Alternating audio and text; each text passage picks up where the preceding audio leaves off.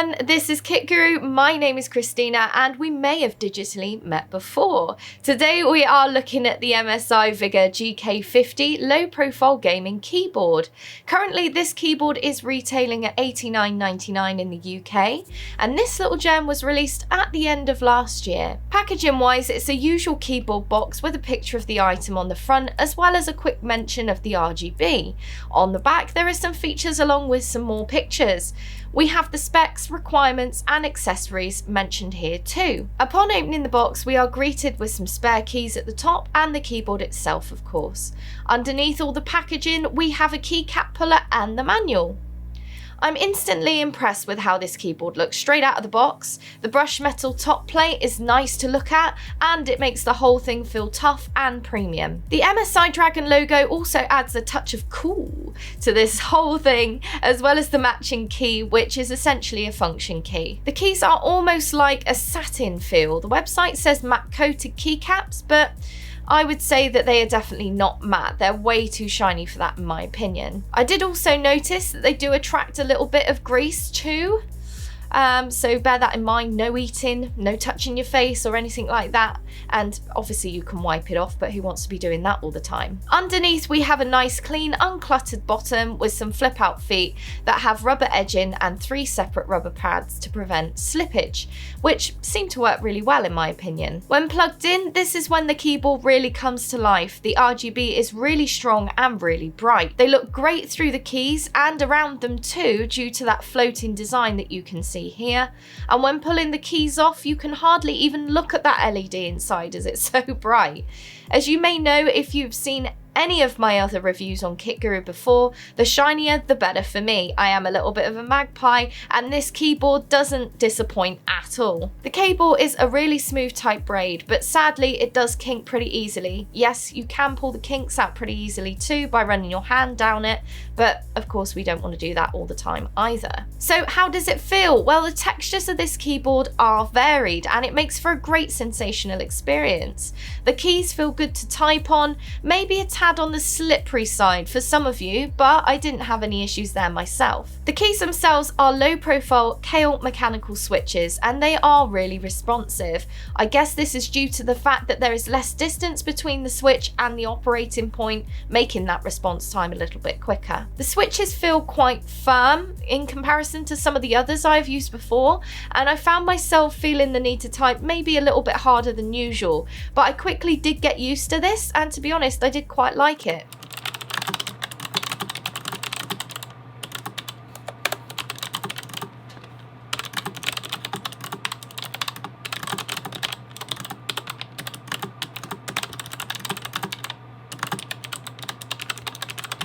You get extra control and alt keys with this keyboard and they are convex, unlike the standard keys that come attached to the keyboard, which are concave. I thought this was a nice gesture and maybe nothing more than a bit of a gimmick when I first saw them, but honestly I do really like the feel of the convex keys much more than the concave keys that come with the keyboard. It really made a difference, especially when gaming, and it really was more comfortable and easier to press these buttons under pressure.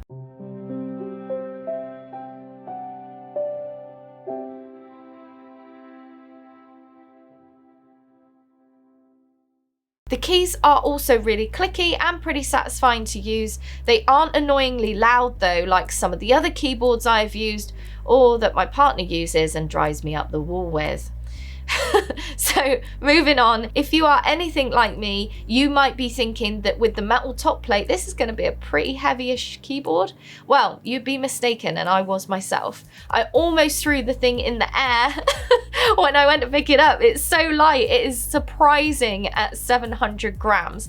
I don't know how MSI have managed to reduce the weight here without compromising on the spec or the looks, but it really is a bonus in my eyes. Also, on a side note, the keycap puller is awesome. At first I thought it was kind of a little coffee whisk or something, but it's so easy to use and you really don't need to put much force behind it to pull the keys off either, so probably the best keycap puller I've used. Now, there's a reward that MSI are going to be proud of. Now we've looked at the keyboard, we've felt the keyboard, let's talk about features. This keyboard has an ergonomic design which I actually really like. It dips high and low to accommodate hand angle, and it is really comfortable even after a few hours of gaming. We've already touched on the switches specs, but just a little more detail on that for you. They have a total travel of 3.0 millimeters, whereas most standard mechanical switches of a similar spec have 4.0 millimeters. To the average gamer, this may not make that much of a difference, but if you're looking to get the edge on your opponent, this may be the ticket to do so. Another little thing to mention is the keys are octagonal. So that's a pretty individual design. We normally see similar sort of key designs and shapes, but I think that's pretty cool. It's a bit different. This keyboard features N key rollover and full keys anti-ghosting, which is great to see. It is also nice to see a 50 million click lifespan. But let's touch on connectivity. The Vigor GK50 only connects via a USB 2.0. This could be seen as a con, as it is also non-removable. You can control almost everything you would need on this keyboard just by using the function key and combinations. You can control RGB, color, speed, direction, modes, and brightness. You can lock or unlock the Windows key, and let us not forget the media shortcuts, so previous, next track, play, pause, stop, track, volume up, volume down, and mute. However, you can't control everything, so I think this leads us quite nicely onto the software. The Dragon Center. Now, that is an epic software name if ever I have heard one. So I went to the website, downloaded the software, and launched it. After a bit of fiddling around with installing the MSI SDK, we were good to go. On the first screen, you will see, oddly, that you can control your display, which I found a bit odd, but hey, why not? On the next page is Mystic Lighting, which houses all of your lovely lighting options. You can have up to 3 profiles saved if you come up with something for a certain time of day or a game. You can also use ambient link-to-link games or moods, but as a standard, you have 9 modes to choose from, as well as a custom option. If you click on the next tab and you click on the keyboard, you can record your macros here if you wish and save them too. On the last page is where you will see the extra utilities. You can download these if you wish, but that is entirely up to you. Okay, well, I think we have pretty much gone over everything I can possibly think of, so let's look at some pros and cons. Starting with the pros, it looks great. There is some nice detailing with that MSI Dragon logo and the octagonal keys as well. It is a really light keyboard. There's a nice braid on the cable. Best keycap puller ever. So thanks MSI. Changeable keys is also a nice touch. The low profile switches, the bright RGB, and the ergonomic design. Let's go over some cons. So the keys are a little bit of a grease magnet when it comes to either touching your face or if you've eaten, and you might want to give them a wipe after if you do any of those things. The cable does kink quite easily. The USB only option is a bit restrictive, and the fact that you can't remove the cable.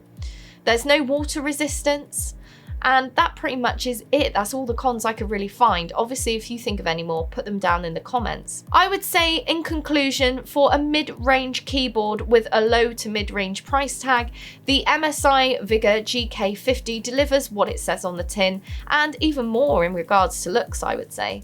It performs very well in any kind of environment, and there is no compromise in quality, style, or spec. I would say this would make a nice upgrade without breaking the bank, and the fact that there are more pros than cons I think really speaks for itself. There's just some minor things that could either be improved or changed, but most of those are down to preference. So what do you guys think? Could the MSI Vigor GK50 be the bread and butter of the mid-range keyboards? Why not shout us your opinion down below in the comments, and whilst you're there, hit that subscribe and bell button, and don't forget you're not a true guru until you have purchased from our merch store, so you can check that out down below too. And if you need any more info or just want some daily tech news, make sure you check out kitguru.net. My name is Christina, and I will see you in the next review from Kit Guru. Bye!